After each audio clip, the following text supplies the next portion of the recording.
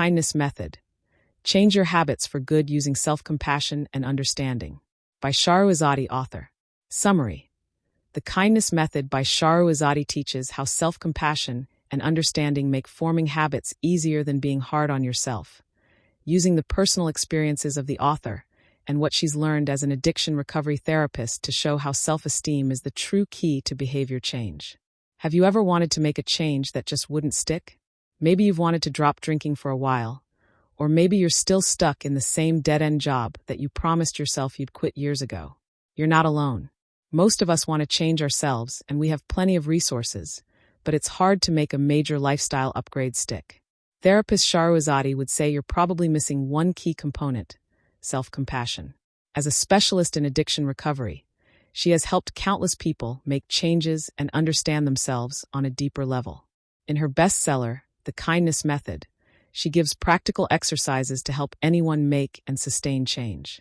Here are the 3 of the most helpful lessons this book taught me. Self-compassion and maintaining a judgment-free zone are vital for lasting change. Look at what has worked for you in the past and learn from it. Make sure your plan is realistic and incremental. Let's jump right into these lessons. Lesson 1. If you want to create lasting change, make sure you have self-compassion and have a judgment-free zone. Izadi tried countless diet fads and weight loss programs and was a pro at losing weight. The only problem was that she couldn't keep it off. After struggling for years, she finally realized that maybe the struggle was more about her self-image than the actual number on the scale. She noticed other overweight people and how comfortable they could feel in their own skin. Soon, she became aware of the gap between the expectations she had for others and the expectations she had for herself. She decided she would try something different. She would be kind to herself no matter what the scale read. To her surprise, she not only started to lose weight faster, but it improved every other aspect of her life too. All because of a little self-compassion.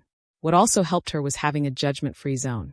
Through her work in addiction recovery, she noticed that people needed to be able to talk about their issues without judgment. Many people struggling with addiction turn to the dark web to share coping mechanisms. This helped them share tips anonymously and be more candid. That's why support groups like Alcoholics Anonymous are so helpful to people.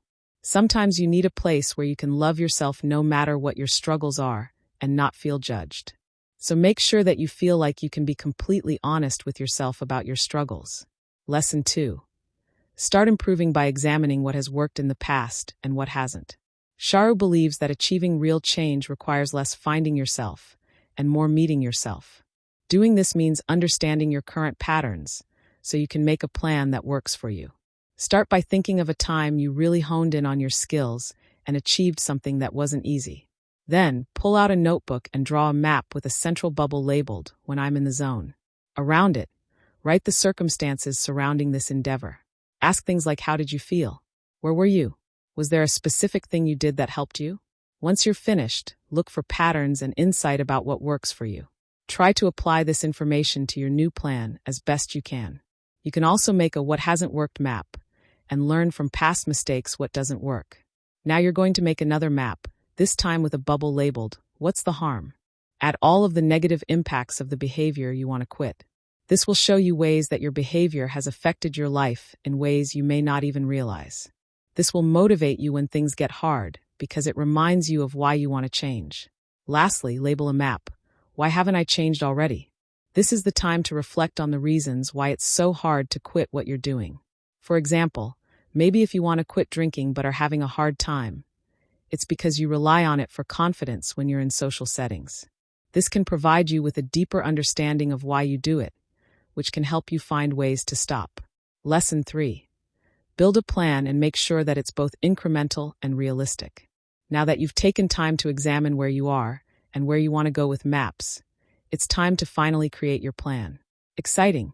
The very first thing you'll want to do is write a date down of when you will review your progress. By doing this, you'll make sure you stay accountable and you have a dedicated time to tweak your plan and review how things are going. If possible, set it for every 3 weeks. Many of us want to start out pretty extreme when we want to achieve a goal. This is when it is important to remember to keep things realistic. I'm sure we've all had the experience of starting off the new year by saying we'll do something drastic like cut out all carbs and spend 2 hours at the gym. Then, a week later, you're back to old habits. The problem with going too extreme is that it will be much easier to get discouraged and quit. When your goals stay realistic, you'll be able to achieve expectations at each step in the process.